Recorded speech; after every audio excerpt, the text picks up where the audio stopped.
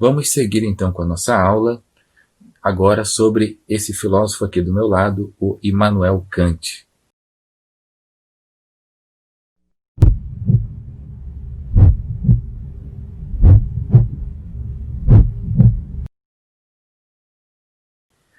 O filósofo Immanuel Kant, ele viveu ali no ápice do iluminismo, né, no pleno século das luzes, o século XVIII. E nesse século, você poderia dizer ali que o Kant bebeu de várias fontes possíveis, né?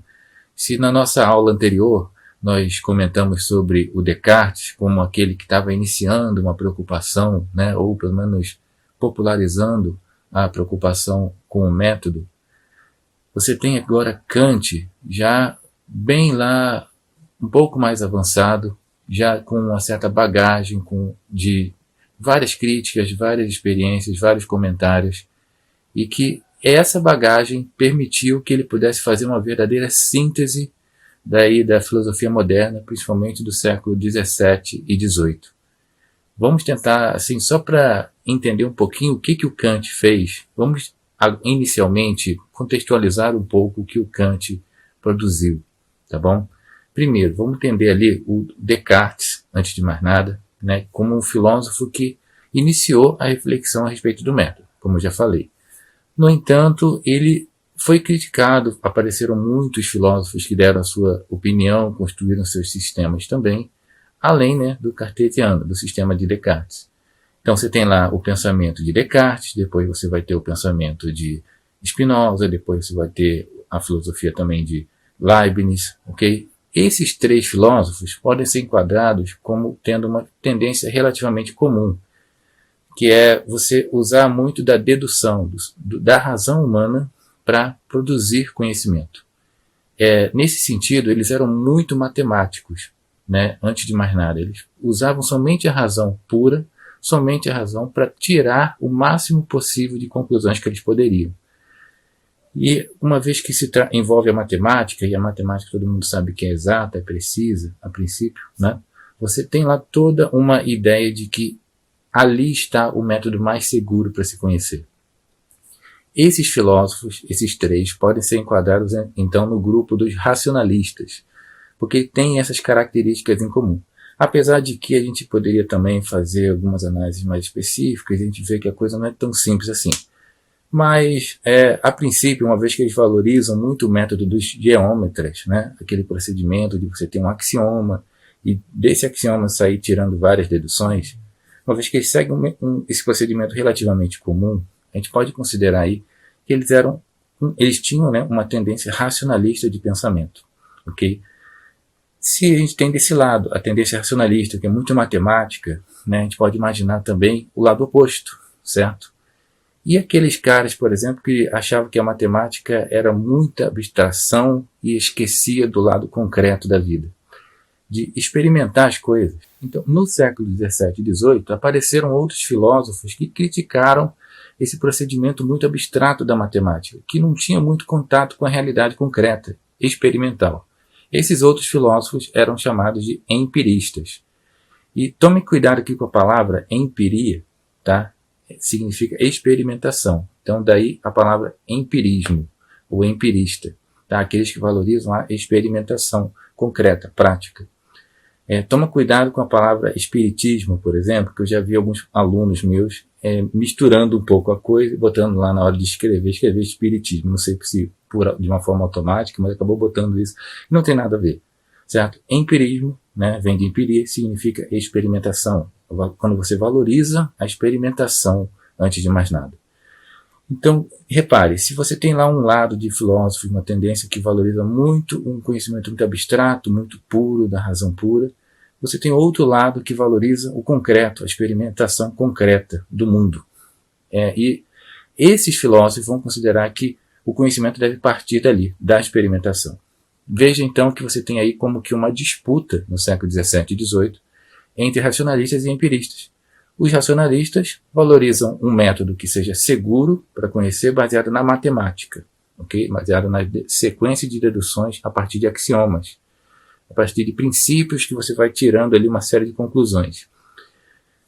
Agora, os empiristas não. Os empiristas dizem que para se ter um conhecimento seguro e realmente verdadeiro, ali, que fale do mundo, você tem que experimentá-lo, né? Você tem que experimentar o mundo, tem que experimentar as coisas. Então, a base do conhecimento verdadeiro tem que ser, antes de mais nada, a experimentação.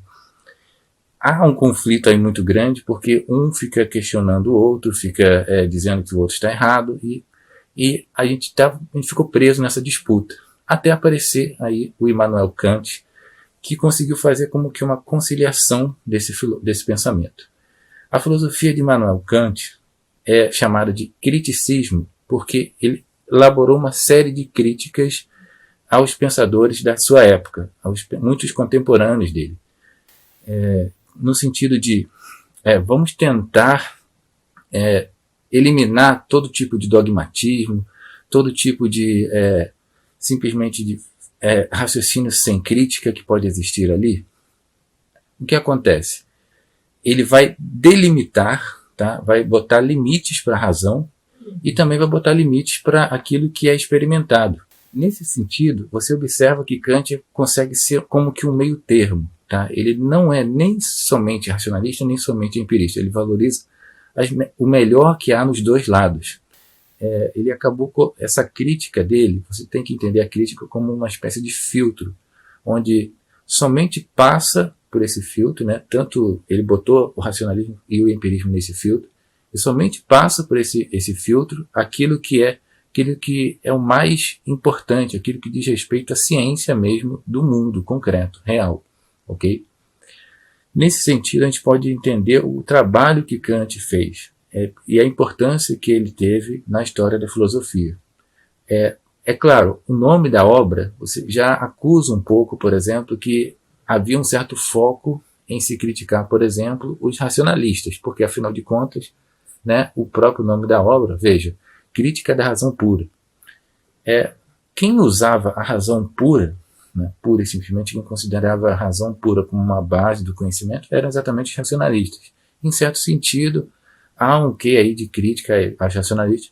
Mas por quê? Né? Porque quando você pensa, por exemplo, na razão, no método dos racionalistas, os racionalistas eram muito matemáticos, muito precisos, e o jeito deles de demonstrar as coisas era muitas das vezes necessária, né?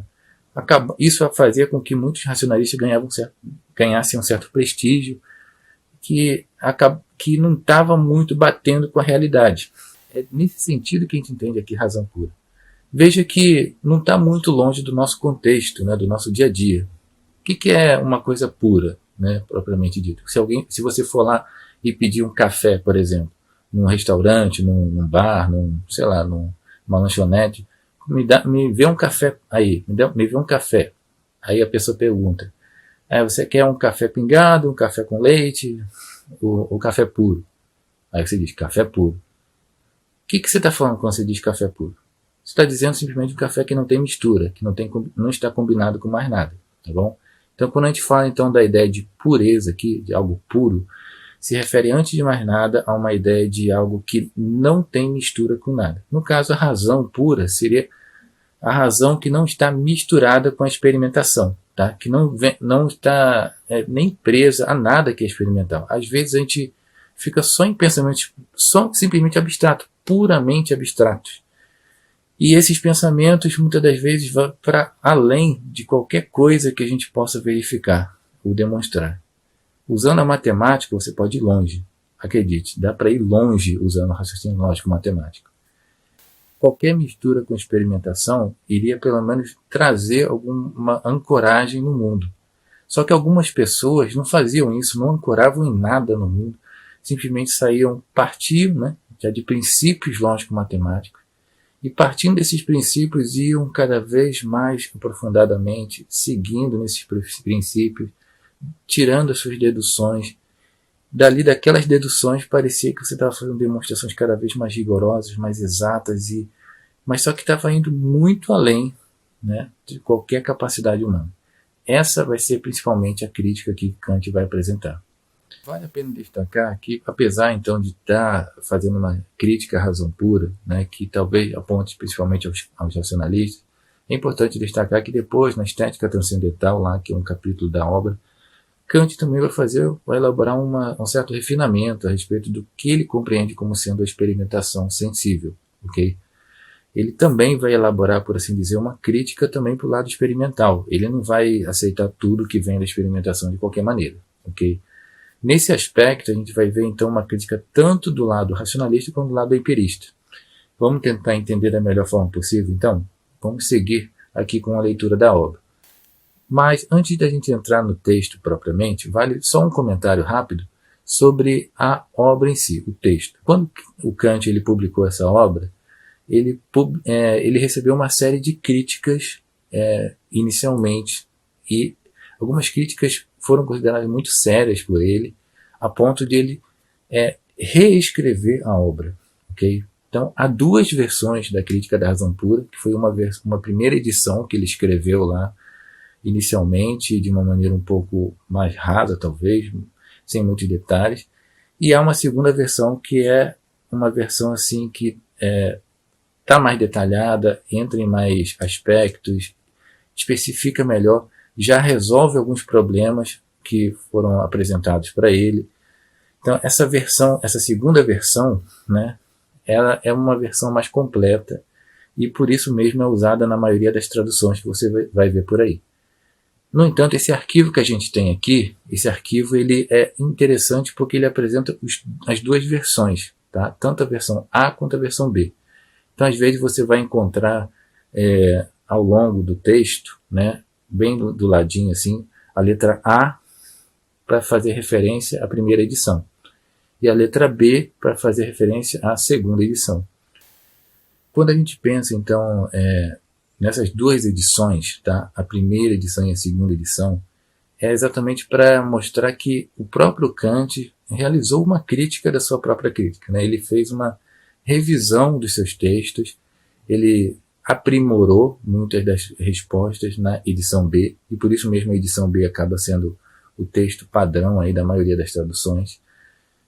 No entanto, algumas coisas que ele excluiu, né, e apagou mesmo da edição A, que poderiam ser interessantes, poderiam ajudar também a entender melhor algumas coisas. A gente vai ver, por exemplo, que algumas definições parece que estavam melhores na edição A do que na edição B. Mas a gente pode fazer uma reflexão aqui exatamente que Kant, ele mesmo, criticou a sua própria crítica.